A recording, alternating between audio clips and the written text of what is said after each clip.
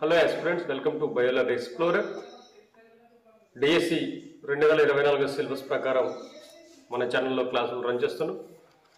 So ఈ సిలబస్కి సంబంధించి old and new బుక్స్లో కూడా మనం సిలబస్ని సేకరించుకోవాల్సి ఉంటుంది. సో దానికి సంబంధించి మీ దగ్గర ఓల్డ్ కానీ న్యూ కానీ బుక్స్ లేవు అనే ఎటువంటి బాధ మీకు అవసరం లేదు, ఎందుకంటే ఆ బుక్స్ అన్ని కూడా మన దగ్గర ఉన్నాయి. సో మీరు డిస్ప్లేలో బుక్స్ అన్ని కూడా చూడొచ్చు. మనం ఈ నోట్స్ తయారు చేయడానికి ఏ బుక్స్ ఫాలో అవుతున్నాం అనేటువంటిది మీరు చూడొచ్చు. So old and new books అన్ని కూడా మన దగ్గర ఉన్నాయి. సో వాటిని ఫాలో అవుతూ వాటిలో వెరిఫై చేస్తూ ప్రతి సిలబస్ని కూడా ప్రతి టాపిక్ని కూడా వెరిఫై చేస్తూ నోట్స్ అనేది తయారు చేయడం జరుగుతుంది. ఆ నోట్స్ని మీకు ఫ్రీగా అందించడం జరుగుతుంది. రైట్. సో విధిగా అందరూ కూడా నోట్స్ ఫాలో అవుతున్నారని నేను భావిస్తున్నాను. సో ఈ నోట్స్ ఫాలో అవుతున్నటువంటి ఎవరైతే ఆస్పిరెంట్స్ ఉన్నారో వాళ్ళు కనీసం ఒక లైక్ లేదా ఒక కామెంట్ చేస్తే సో ఇంతమంది ఇంట్రెస్ట్గా ఈ క్లాస్ వింటున్నారు అనేటువంటి విషయం మాకు అర్థమవుతుంది. రైట్. ఎందుకంటే ఈ క్లాస్ చేయడానికి చాలా టైం కేటాయించాల్సి వస్తుంది. సో వీడియో రికార్డ్ చేయడం వేరు, దాన్ని ఎడిటింగ్ చేయడం అనేది వేరు, అది ఇంకా చాలా కష్టంగా ఉంటుంది. రైట్. సో నా డ్యూటీ కంప్లీట్ చేసుకుంటూ మీకోసం మళ్ళీ క్లాసులు తయారు చేయడం అనేటువంటి ఏదైతే టాస్క్ ఉందో ఇది అంత ఈజీ అయితే కాదు. నెక్స్ట్ ఈరోజు మనం చూడబోతున్నటువంటి టాపిక్ ఏంటంటే మానవునిలో శ్వాసక్రియ. So let's move to the class.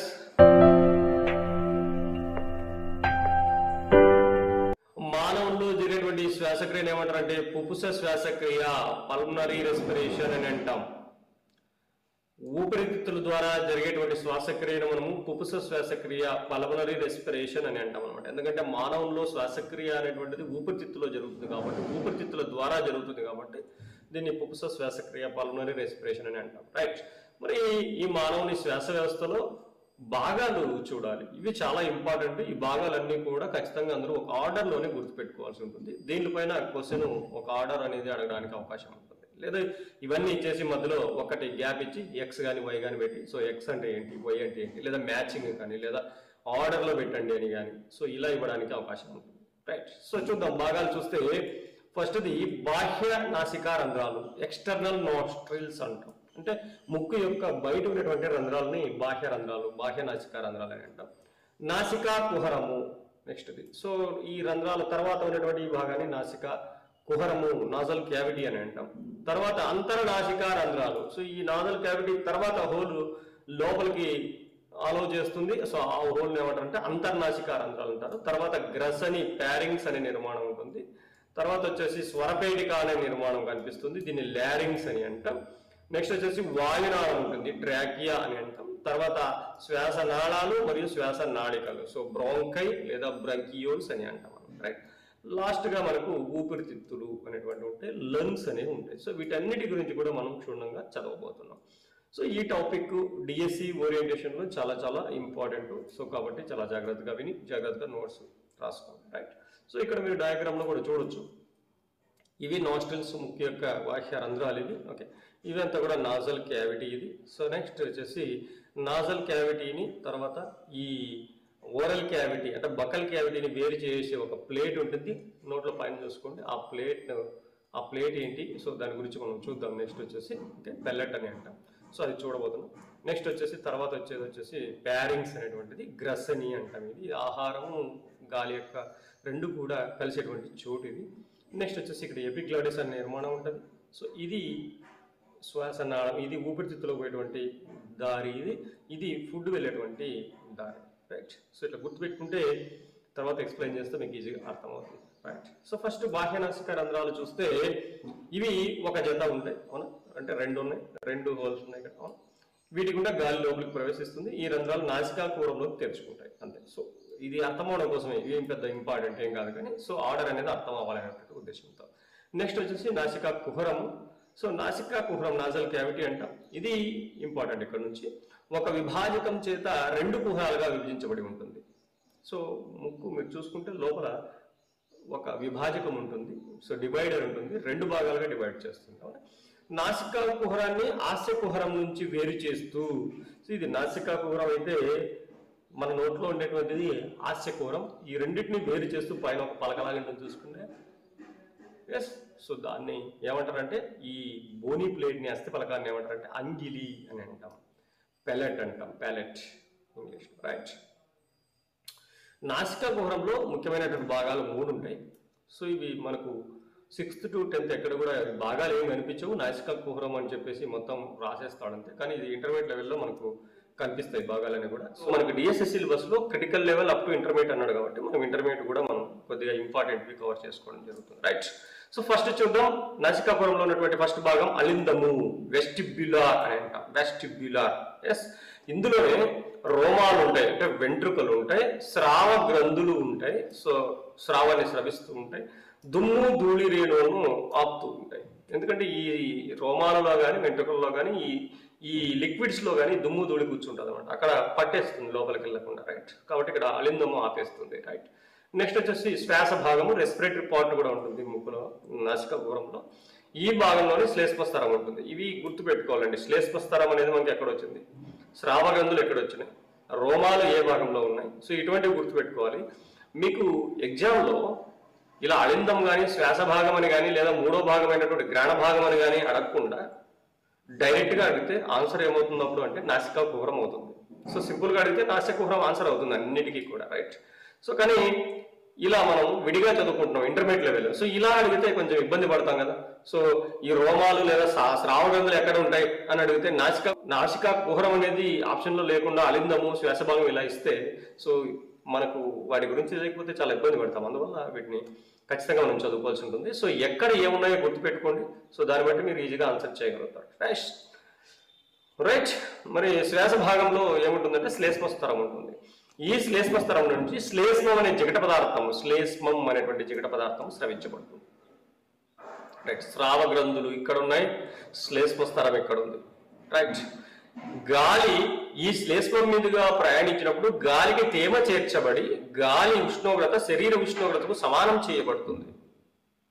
మనం ఏ ఉష్ణోగ్రతలో అయినా వాయువులు తీసుకుని, సో వాయువులు ఏ ఉష్ణోగ్రత ఉన్నా అంటే మన శరీరం కంటే ఎక్కువ ఉన్నా తక్కువ ఉన్నా ఆ వాయువు యొక్క ఉష్ణోగ్రతలు మన శరీరానికి సమానం చేయబడాలి, లేదంటే ఊపిరితిత్తులు పాడవుతాయి. కాబట్టి అలా చేసేది ఎవరంటే శ్లేష్మం. శ్లేష్మం ఎక్కడ ఉంటుంది అంటే శ్వాస భాగంలో ఉంటుంది, రెస్పిరేటరీ పార్ట్లో ఉంటుంది, రైట్. అంటే ఇది లోపలికి పెంచినటువంటి గాలి ఉష్ణోగ్రతను నియంత్రించేటువంటి నిబంధనకారిగా పనిచేస్తుంది, రైట్. ఉష్ణోగ్రతను నియంత్రించేటువంటి భాగం ఏది అని అడగవచ్చు.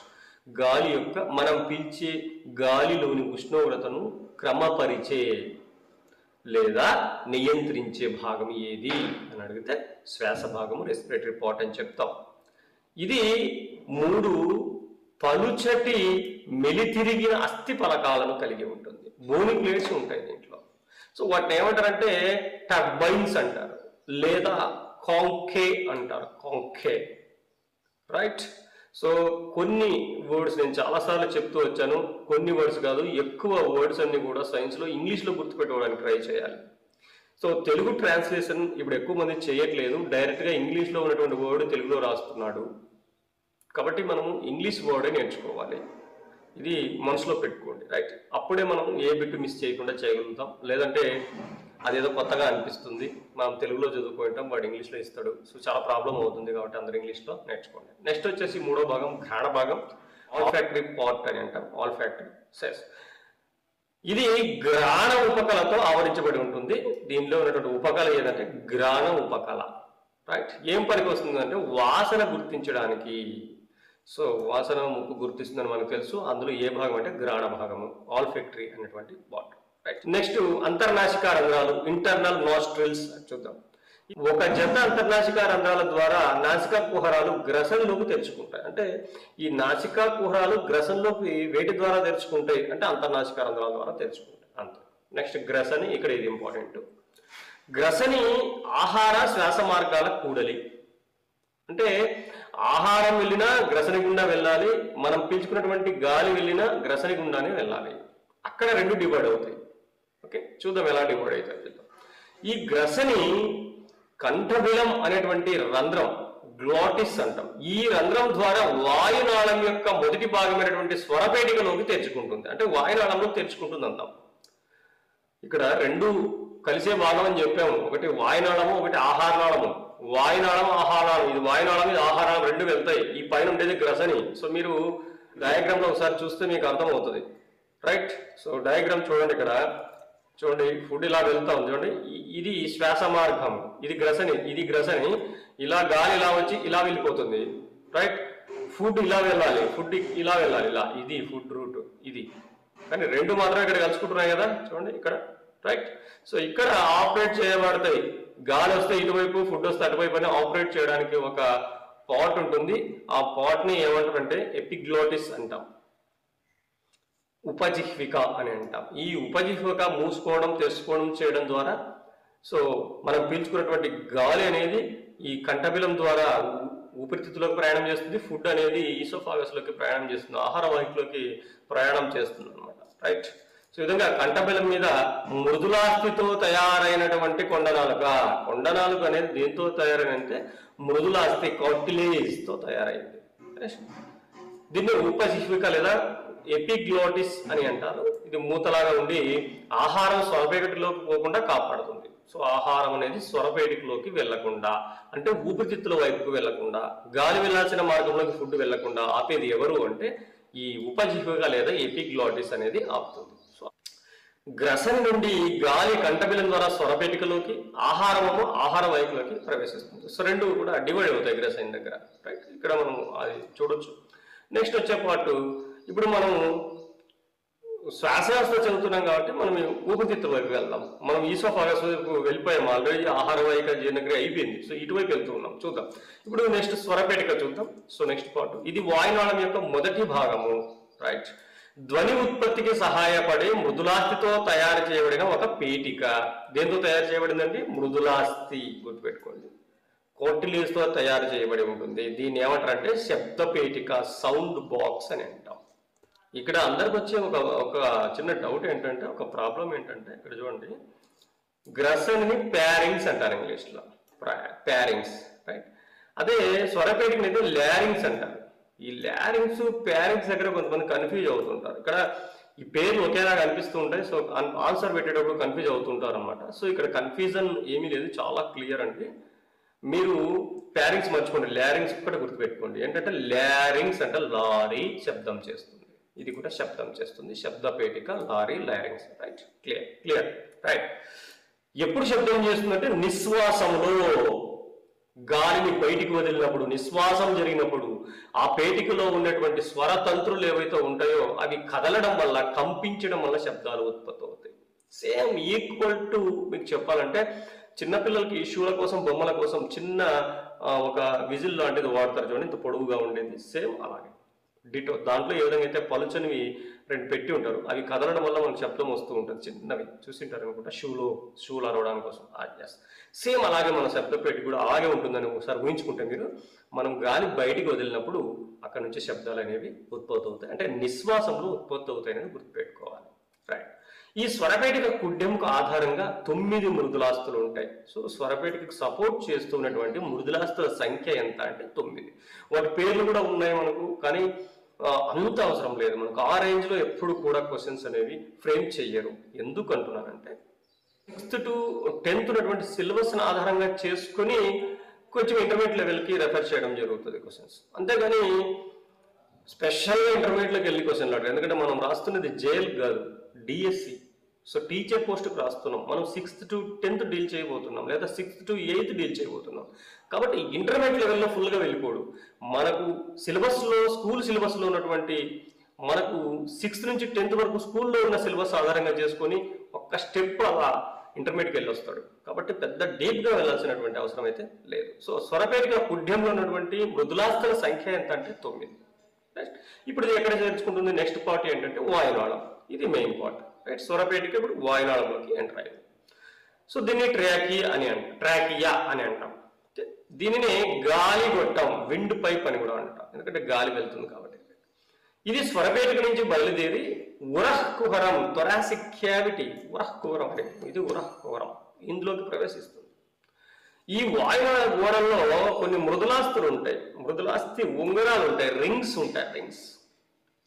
వీటిని ఇవి ఏ ఆకారంలో ఉంటాయని ఇక్కడ క్వశ్చన్, సి ఆకారంలో ఉంటాయి ఈ రింగ్స్ అనేటువంటివి. ఎందుకు ఉంటాయని కూడా క్వశ్చన్ ఉంది. ఇది వాయునాళం ముడుచుకుపోకుండా ఉండడం కోసం, ఇలాగే ఓపెన్ లో ఉండడం కోసం ఈ మృదులాస్తులు ఉపయోగపడతాయి. ఇవి సి ఆకారంలో ఉంటాయి. సో కార్టిలేజ్ రింగ్స్ అన్నమాట. నెక్స్ట్ శ్వాస నాళాలు మరియు శ్వాస నాళికలు, బ్రాంకీ అండ్ బ్రాంకియోల్స్ చూద్దాం. ఉరహ కుహరంలోకి వెళ్ళిన తర్వాత ఈ వాయునాళం అనేది రెండుగా చీలిపోతుంది. ఇప్పుడు రెండు భాగాలు అంటే రెండు ఊపిరితిత్తులు ఉన్నాయి కాబట్టి రెండు ఊపిరితిత్తులకు వెళ్ళాలి కదా. సో రెండు భాగాలు ఇలా చీలిపోతుంది. ఎక్కడ చీలిపోతుంది అనేది మనకి ఇంటర్మీడియట్ లెవెల్ ఇక్కడ. సో 5వ ఉరహ కశేరుక స్థాయి వద్ద, ఇది గుర్తుపెట్టుకో, ఇది ఇంటర్మీడియట్ స్థాయికి వెళ్ళాం మనం. 5వ ఉరహ కశేరుక స్థాయి వద్ద రెండుగా చీలిపోతుంది, కుడి ఎడమగా చీలిపోతుంది. సో వీటిని ఏమంటారంటే ప్రైమరీ బ్రాంకీ అంటారు, ప్రాథమిక శ్వాసనాళాలు. ప్రైమరీ బ్రాంకీ అంటారు ఈ రెండింటిని కూడా.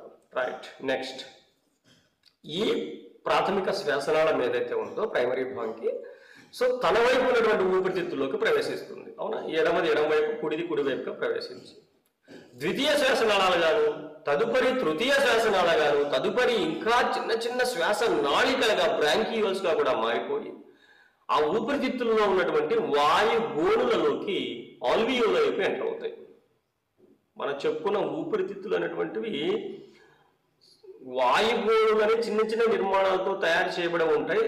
ఆ వాయుగోళుల్లో వాయువుల మార్పిడి జరుగుతుంది అనమాట. కాబట్టి వాయువుల మార్పిడి జరపడం కోసమే ఈ బ్రాంకియల్స్ అనేటువంటివి ఏం చేస్తాయి, వాయుగోళుల్లోకి ఎంటర్ అవుతాయి.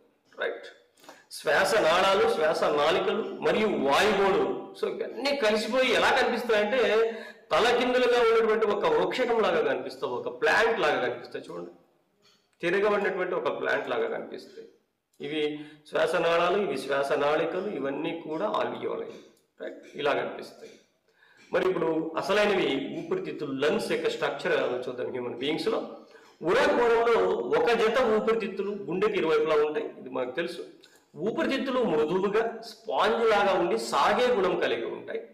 ఊపిరితిత్తుల చుట్టూ కూడా 2 పొరలు గల త్వచం ఉంటుంది. ఇక్కడ ఇంపార్టెంట్ అండి. ఇక్కడ నుంచి ఊపిరితిత్తుల చుట్టూ ఎన్ని పొరలు గల త్వచం ఉంది? 2 పొరలు కలిగిన త్వచం ఉంది. ఆ త్వచాన్ని ఏమంటారంటే ఫ్లూరా అని అంటారు. ఈ ఫ్లూరాని ఊపిరితిత్తులకు రక్షణ ఇస్తుంది. నెక్స్ట్, కుడి ఊపిరితిత్తి పెద్దగా ఉంటుంది, 3 తమ్మెలు కలిగి ఉంటుంది. ఇది కూడా ఇంపార్టెంట్.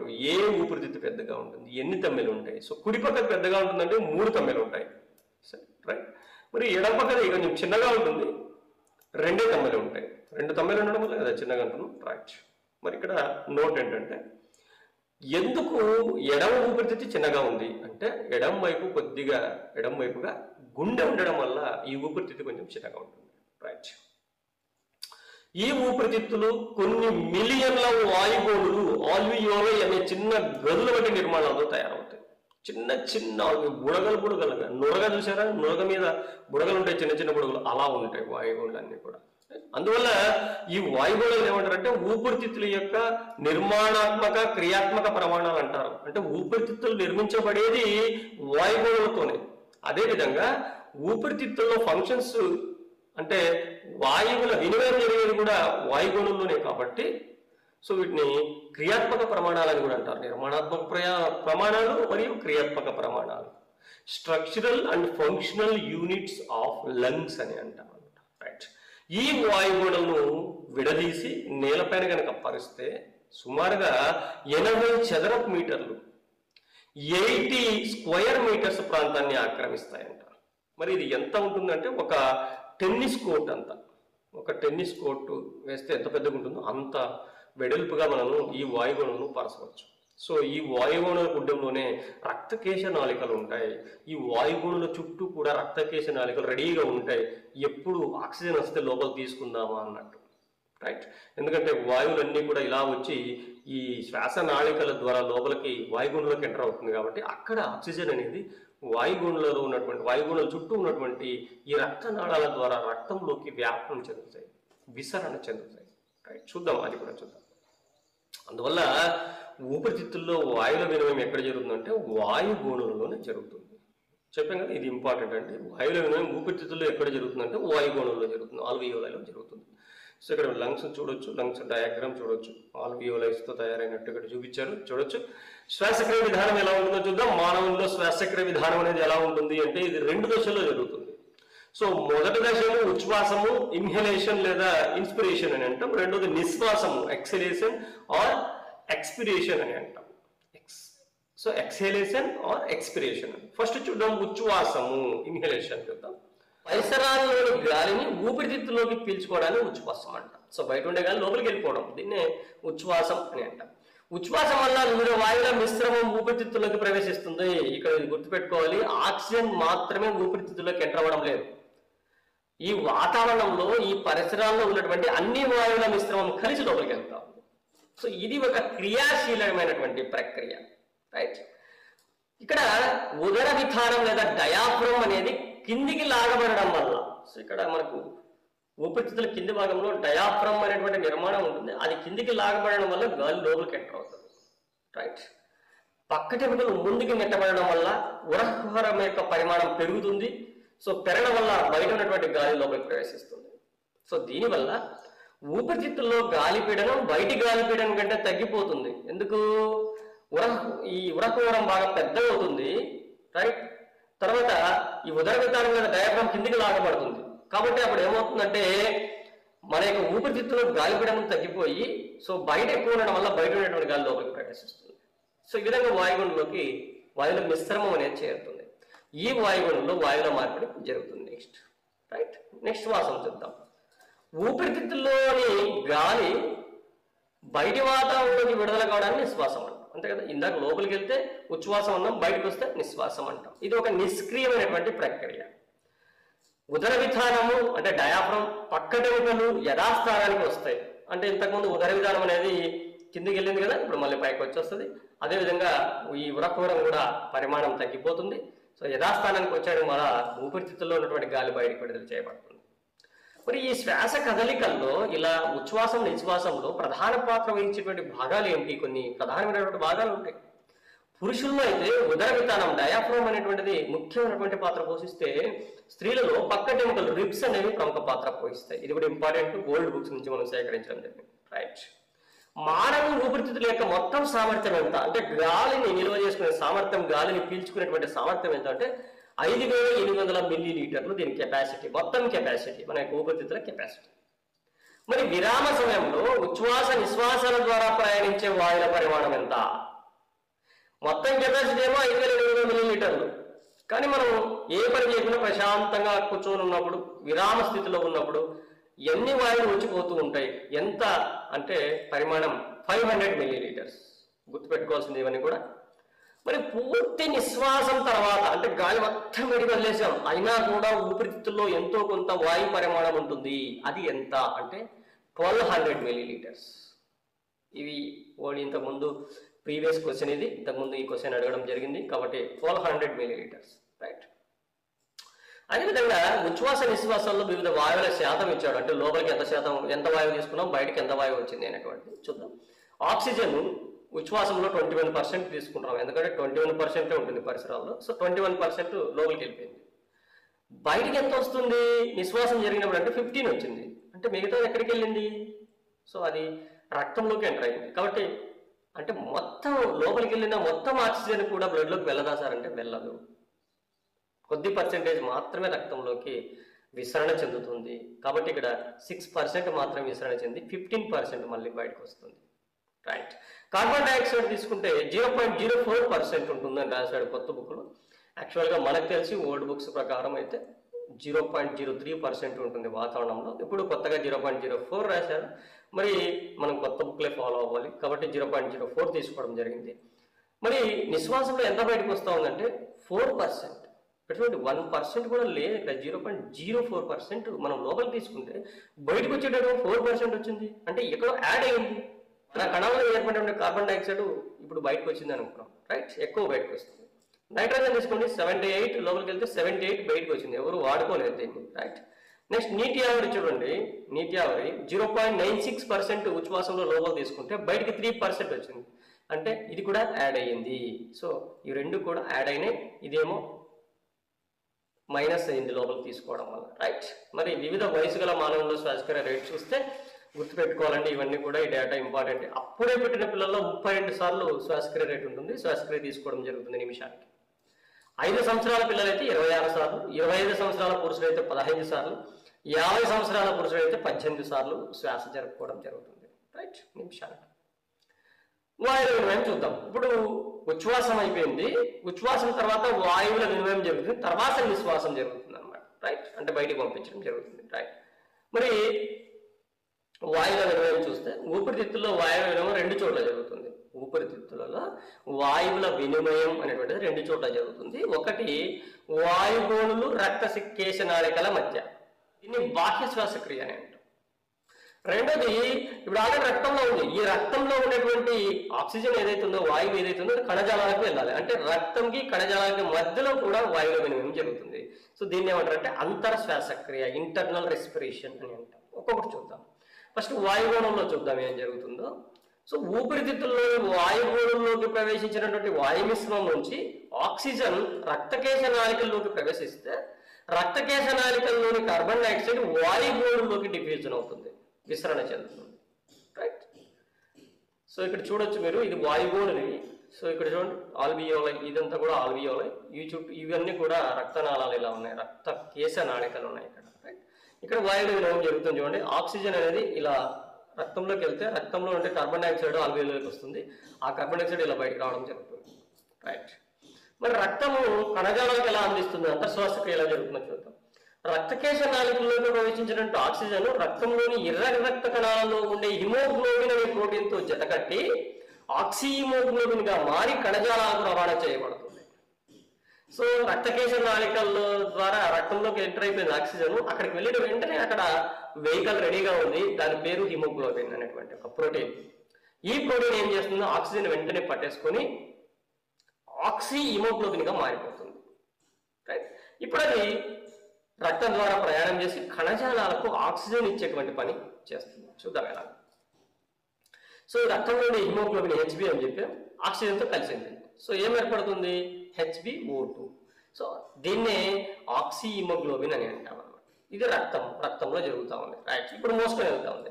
సో కణజాలాల వద్ద కణాలు ఆక్సిజన్ నిర్వరామంగా వినియోగించుకోవడం వల్ల అక్కడ ఆక్సిజన్ గాఢత ఊపిరితిత్తుల్లోని ఆక్సిజన్ గాఢతో పోలిస్తే ఎంత ఉంటుందంటే 1/3 మాత్రమే ఉంటుంది. రైట్, సో కణాలలో ఆక్సిజన్ గాఢత తక్కువగా ఉండడం వల్ల ఆక్సిహిమోగ్లోబిన్ ఏమవుతుంది, ఆక్సిహిమోగ్లోబిన్ అనేది ఆక్సిజన్ నుండి విడిపోతుంది అనమాట. ఆ విధంగా హిమోగ్లోబిన్ నుంచి ఆక్సిజన్ విడిపోయి ఎక్కువ గాఢత నుంచి తక్కువ గాఢతకు రక్తం నుంచి కణజాలాల్లోకి వ్యాపనం అనేది చెందుతుంది. చూడండి HbO2 అనేది Hb+O2గా విభజించింది. ఈ O2 అనేది కణజాలంలోకి ఎంటర్ అవుతుంది.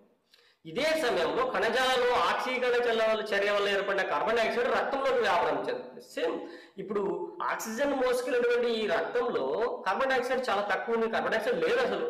కాబట్టి కణజాలంలో కార్బన్ డైఆక్సైడ్ ఎక్కువ ఏర్పడి ఉంటుంది. కాబట్టి అధిక గాఢత నుంచి కార్బన్ డైఆక్సైడ్ అనేది అల్ప గాఢత గల రక్తంలోకి ఎంటర్ అవుతుంది. రైట్, మళ్ళీ రక్తంలోకి ప్రవేశించినటువంటి ఈ కార్బన్ డైఆక్సైడ్ ఎలా బయటకు వస్తుందో చూద్దాం. సో రక్తంలోకి ప్రవేశించినటువంటి కార్బన్ డైఆక్సైడ్ సాధారణంగా ఏం చేస్తుందంటే ఈ రక్తంలో ఉన్నటువంటి ప్లాస్మా ఏదైతే ఉందో, సో రక్తంలో ఉన్నటువంటి లిక్విడ్ ఏదైతే ఉందో దాన్ని ప్లాస్మా అంటాం. నెక్స్ట్ మనం చదవబోతున్నాం. ఆ ప్లాస్మాలో కరిగిపోతుంది కార్బన్ డైఆక్సైడ్, కరిగిపోయి బైకార్బోనేట్స్ ఏర్పడతాయి. సో బైకార్బోనేట్స్ ఏర్పడి బైకార్బోనేట్స్ రూపంలో బయటికి రవాణా చెందుతాయి, ఊపిరితిత్తుల వద్దకు రవాణా చేయబడుతుంది. లేదా కొద్ది కార్బన్ డైఆక్సైడ్ ఏమవుతుందంటే హిమోగ్లోబిన్తో కూడా కలుస్తుంది, హిమోగ్లోబిన్తో కూడా జతకట్టి సో ఇది రవాణా చేయబడుతుంది రక్తం ద్వారా. ఎక్కడికి, వాయుగోళంలోకి వస్తుంది. వాయుగోళం నుంచి ఊపిరితిత్తుల్లోకి వచ్చి నిశ్వాసం ద్వారా బయటికి విడుదల చేయడం జరుగుతుంది. రైట్, ఈ విధంగా కణజాలాలకు ప్రవేశించినటువంటి ఆక్సిజన్ కణంలోని గ్లూకోజ్ను గ్లైకాలసిస్, క్రెబ్స్, ఎలక్ట్రాన్ రవాణా ద్వారా ఆక్సీకరణ చేసి శక్తిని విడుదల చేస్తుంది అన్నమాట. రైట్, ఇక్కడ గుర్తుపెట్టుకోవాల్సింది ఏంటంటే కార్బన్ డైఆక్సైడ్ అనేది బైకార్బోనేట్స్ గా మారుతుంది, ప్లాస్మాలో కరగడం వల్ల బైకార్బోనేట్స్ గా మారుతుంది, కొద్దిగా మాత్రమే హిమోగ్లోబిన్తో కలుస్తుంది అనేది గుర్తుపెట్టుకోవాలి. రైట్, మరి ఇక్కడ ఒక నోట్ చూస్తే సముద్ర మట్టం వద్ద అంటే మనం ఇప్పుడు ఉన్నటువంటి ఎత్తులో, ఇప్పుడు మనం నివసిస్తున్నటువంటి ఎత్తులో ఆక్సిజన్ అణువులన్నీ కూడా హిమోగ్లోబిన్తో జతకట్టాలి. సో మనం తీసుకున్నటువంటి ఆక్సిజన్ మొత్తం కూడా హిమోగ్లోబిన్తో కలిసి కణజాలాలకు రవాణా చేయబడుతుంది. అదే సముద్ర మట్టం నుంచి మనం ఒక 13 కిలోమీటర్లు ఎత్తుకి వెళ్ళామనుకోండి, అంటే 8 మైల్స్ పైకి వెళ్ళామనుకోండి, అక్కడ ఆక్సిజన్ గాఢత చాలా తక్కువ ఉంటుంది. అంటే కింద సముద్ర మట్టం వద్ద ఉన్నటువంటి ఆక్సిజన్ కంటే పైకి వెళ్తే ఆక్సిజన్ శాతం చాలా తక్కువ ఉంటుంది, గాఢత చాలా తక్కువ ఉంటుంది. ఎంత తక్కువ ఉంటుంది అంటే 1/8 వంతు తగ్గుతుంది. ఇక్కడ ఉన్నదానికంటే సముద్ర మట్టం దగ్గర ఉన్న గాఢత కంటే పైన ఎంత 13 కిలోమీటర్ల పైకి వెళ్తే ఎంత తగ్గుతుందంటే 1/5 వంతు తగ్గుతుంది. మరి ఆ తగ్గినప్పుడు ఏమవుతుందంటే ఆక్సిజన్ శాతం తగ్గితే హిమోగ్లోబిన్తో జతకట్టేటువంటి సామర్థ్యం కూడా తగ్గుతుంది. సో అంటే ఎక్కువ ఎత్తుకు పోయే కొద్దీ మన శరీరానికి కావాల్సినంత ఆక్సిజన్ అనేది మనకు అందదు. కాబట్టి మనం పైకి వెళ్తే ఈ ఆక్సిజన్ సిలిండర్లు తీసుకెళ్తూ ఉంటాం, రైట్. సో ఇది ఈరోజు మానవుని శ్వాస వ్యవస్థ అనేటువంటిది. సో శ్వాస వ్యవస్థ అనేటువంటి లెసన్ ఇంతటితో మనకు కంప్లీట్ అయిపోయింది. సో నెక్స్ట్ క్లాస్లో మనము ఏం చేద్దామంటే రక్త ప్రసరణ వ్యవస్థ. సో రక్త ప్రసరణ వ్యవస్థ చూద్దాం. సో రక్త ప్రసరణ వ్యవస్థ అంటే ఏంటి, వివిధ జీవుల్లో రక్త ప్రసరణ వ్యవస్థ ఏ విధంగా ఉంది, సో మానవుల్లో రక్త ప్రసరణ వ్యవస్థ ఏ విధంగా ఉంది, రక్తం ఎలా ఉంది, రక్తం నిర్మాణం ఎలా ఉంది, ట్రాన్స్పోర్ట్ ఎలా జరుగుతుంది, ఇవన్నీ కూడా నెక్స్ట్ క్లాస్లో మనం చూద్దాం. Thank you.